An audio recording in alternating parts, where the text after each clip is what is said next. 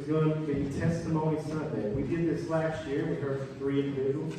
And if you remember, I thought it was a really good morning. So we're doing that again today. We've got 3 individuals. And the first one that's going to come and speak to us is Mr. Tom Kassler.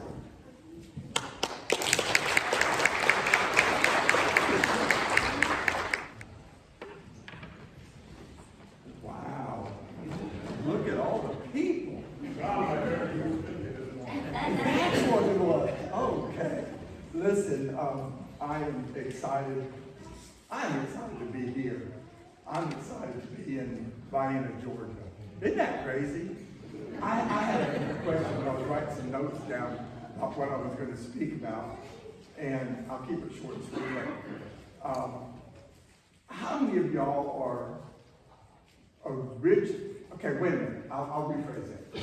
How many of y'all are originally not from Georgia? Okay, there's about 4 of us, 4 of y'all. 4 of y'all. Honestly, I am originally from Georgia. My father was in the Air Force, and he was stationed in Albany, Georgia, when I was born. That's all I know about Georgia. After that, he got out of the Air Force, and we traveled all over the country.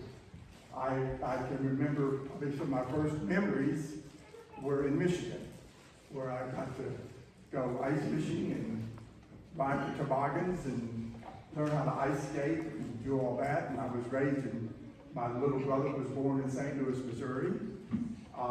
We lived in New Mexico, up above Alamo border, New Mexico, when he worked for McDonnell Douglas. And then I ended up in Utah, where my father passed away from a mining accident. He had gotten out of the aircraft industry for a short amount of time, and he was in a mining accident with Texas Gulf sulfur mines out in Moab, Utah. If y'all know anything about Moab, Utah, that was my playground when I was a young 11, 12, 13-year-old growing up.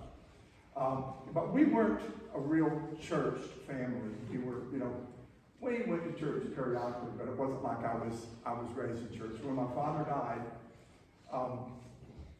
my mother sent me. I was the middle child. My older brother was a senior in high school, and my little brother was 5 years old. I was 13, and so my mother sent me back down to my aunt in Lakeland, Florida, where I stayed, and I lived there from 1963 until 2 years ago, when we were blessed to move up here.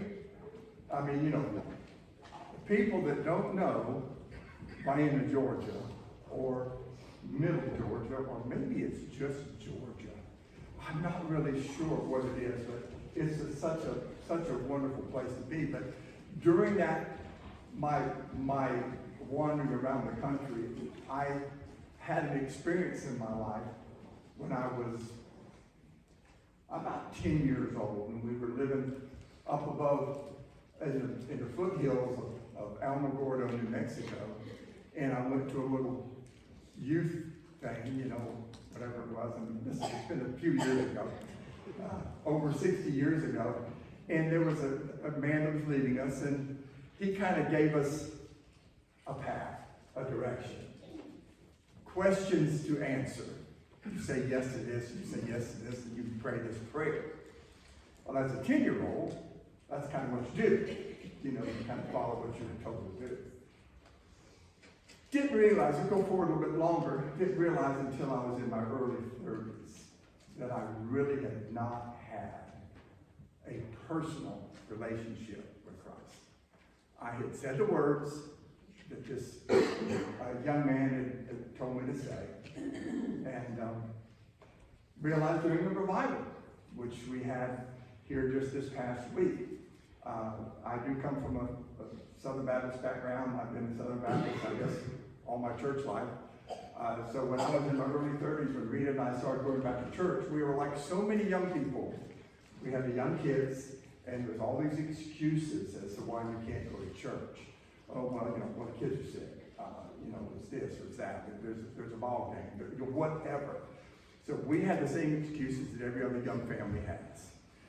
But we ended up going to church, and during a revival is when I found out, you know what? I couldn't pinpoint that time and that place when God had touched my life and said, you know, you need to accept Christ. You need to have that personal relationship with Him. And so I challenge all of y'all to go back and look on your walk in your life and just say, make sure that you know when that time and that place was when you said, you know, God, you know, I accept the fact that you're God's son. You came here, you suffered, you died, you were buried, you rose again. When did you do that? Can you accept that for yourself? So I knew back when I was 30. I'm 73 now. So I've been, you know, I've still got lots of years to go. Everybody, all y'all that have known me for this last year, you know that I'm not one for sitting on my laurels. I'm not going to do that. I'm going to do whatever needs to be done in the community, in the church, wherever I am needed. That's what I'm going to do. I said this 40 years ago in our little church down home. What you see is what you get. I am no different today than what I was when I married my wife 52 years ago. And she's in a nursery. So she's in the nursery this morning. So, but I think I've got Tanya following me up today instead of my wife following me up today. So I know I can't out-talk her. So I won't do that. I just wanted to say this. I just want y'all to all take that time and place. Make sure you have it in your heart. Make sure you know where you come from and where you're going. And all I look for right now is the fact of what's next. You know, what's our direction? Where are we going? And how are we going to serve? Don't let your age and your time of service restrict you from doing God's work. Because we are never, ever done.